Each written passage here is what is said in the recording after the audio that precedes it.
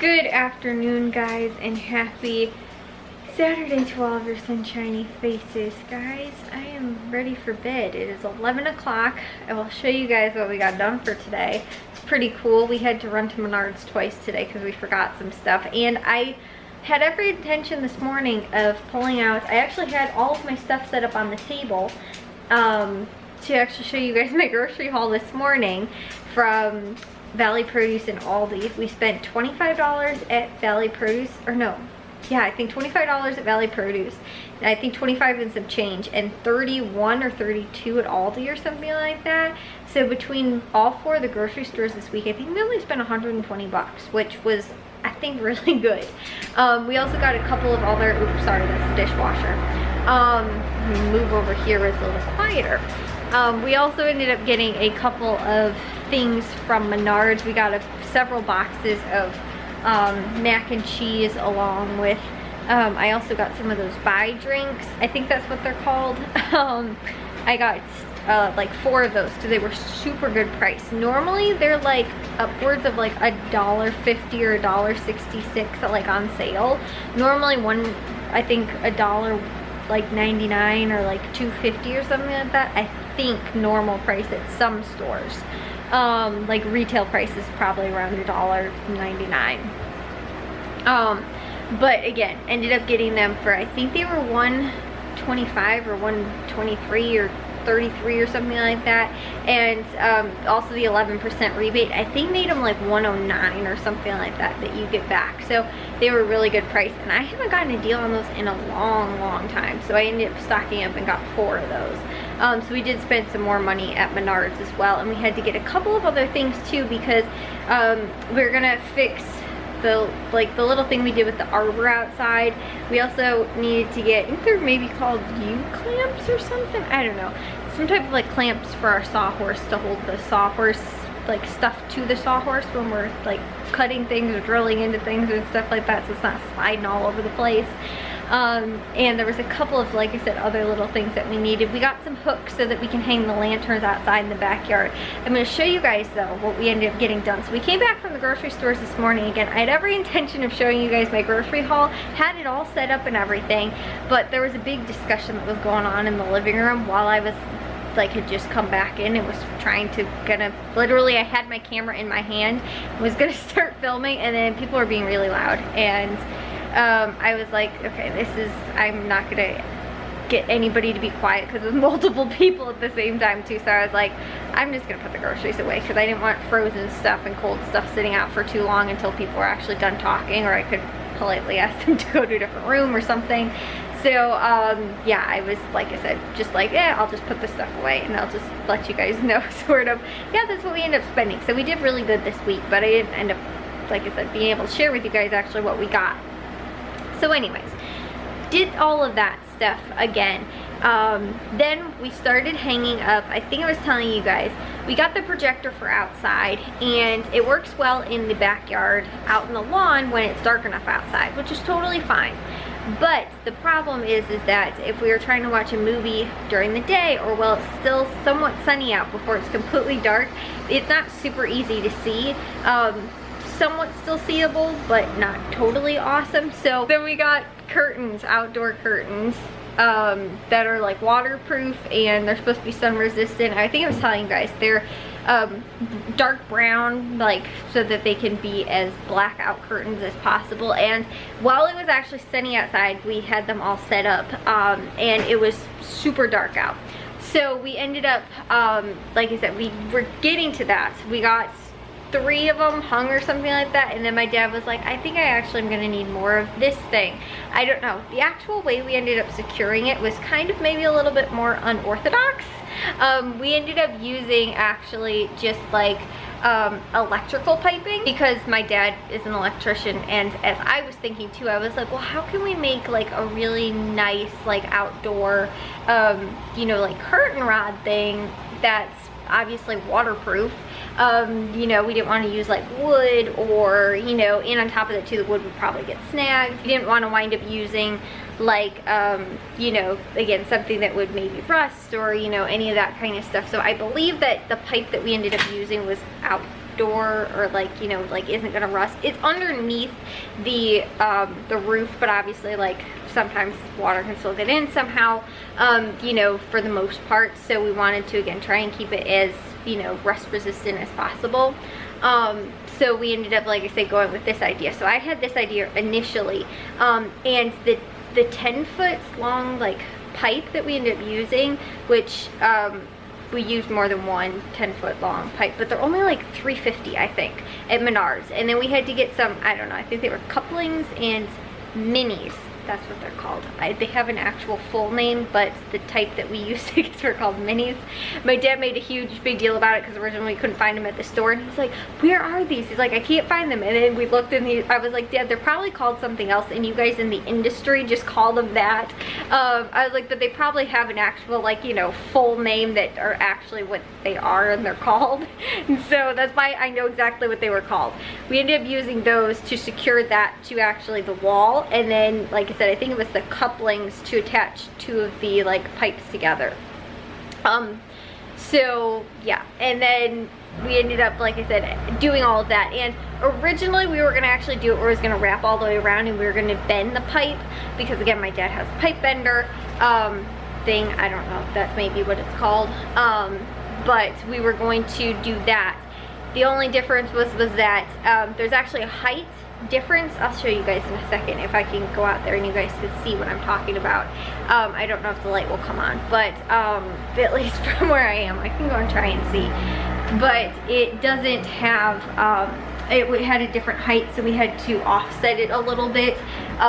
But we ended up having to go back there because, again, we ended up needing a couple more pieces than what we ended up having. So actually, let me turn the light off so you guys can see outside. All right, guys, I so totally do not think that you can actually see what is going on out here. I did take a video. I actually don't know how well it's going to turn out. I don't even know if I'm going to save it on my phone, but right now you cannot see that. And also too, only half of our lights are working right now, and I think when my dad tried to staple them, maybe he got one of the pieces and now it's not working anymore. So anyways, I'll have to actually show you guys it tomorrow. But like right here somewhere, we have them tied up right now, but they were down at one point. Come on, guys, we're all gonna get out of here. Let's go. Come on. Yeah, let's go. Oh, they're gonna fight over a toy. Anyways, so we got that actually taken care of, and we were able to watch a movie outside then today because of that, which we were able to actually start earlier in the afternoon. We had tried to start to watch it. We were like, let's watch it at 7 o'clock. We didn't start watching it until probably after that, like it was closer to 8 o'clock. So it ended up taking us about 2 hours. We were done maybe around 10 or so. It's about 11 o'clock right now. I am super tired. I want to go to bed. I actually already took a shower because I was all smelly and I could not like decide that I wanted to be comfortable and watch a movie and be all gross for the whole thing. Because on top of that too, there was, I think I got maybe 2 mosquito bites. It actually, the curtains too, like they helped keep the mosquitoes away, I think, and the bugs for the most part. And there wasn't bugs like flying up to the screen either, because obviously there was a light, you know, and all that kind of stuff. So I think we were out there until maybe about 10 o'clock. We got everything all cleaned up, came inside, and then realized, oh, we actually have to clean it from dinner too, which we forgot about. So there was dishes and things like that that needed to be cleaned up. But like I said, we ended up getting all of that stuff hung up outside. So maybe I'll be able to show you guys it tomorrow. I didn't realize how dark it was gonna actually be outside. So yeah, anyways, guys, that was really fun, really cool, because again, it's kind of like a secondary outdoor sitting space, you know, that we can actually set up and watch the movie outside. And it was so cool too, like watching the movie, because it was like on the projector, and I was like, this actually feels like watching it at the movie theater, you know. Even though it wasn't as loud, we don't want to wake all of the neighbors while we were outside, you know, kind of late, you know, or annoy everybody on the whole block, because again, we do have neighbors that live very close. I mean, we're in the suburbs, so it's not like we have like, oh, this nice big yard and we can still turn music up, you know, or the sound on the thing, you know, not be super loud and annoying. I even feel like listening to the TV with like the sound bar and the what's it called, the bass, like the subwoofer, whatever the heck that is, I don't know. Matthew has some kind of thing that he got in his home right now with, so like I said, listening to that is super like I think it's even obnoxious. If you were outside, you could probably still hear it, because we listen to it sometimes pretty loud. But we just ended up bringing just the sound bar outside, so we had it kind of low too, so that again it wasn't super loud and annoying. But anyway, so yeah, we watched that. Like I said, got it all cleaned up and everything's all nice. Everything's tied back to outside right now, so it all looks pretty nice. Each different panel we ended up tying like in a knot or tied together, a couple of them, the ones in the corners, just so that they won't like blow away, you know, or blow, I guess, in the wind too. Because the other problem that we noticed a couple times happened was that they blew a couple times, because it was actually kind of windy outside, but they weren't that bad. But what we did notice was that when it was dark enough outside, and there was like two or maybe 3 times where it blew the curtains out far enough and the motion sensor light picked it up, and so the motion sensor light turned on twice. So there was that. But for the most part, it's nice. It feels like having like another outdoor sort of space and things like that. But the only biggest thing I felt like was the biggest problem possibly was actually sitting outside in like just like, we have 2 like deck chairs. They're nice. They're like sort of like bouncy, like not rocking chairs, but they're like really like, I don't know how to describe it, sort of like bouncy. I guess the best I can explain it. The other chairs we don't have, like, other than like lawn chairs or like, you know, like folding chairs and stuff like that for outside.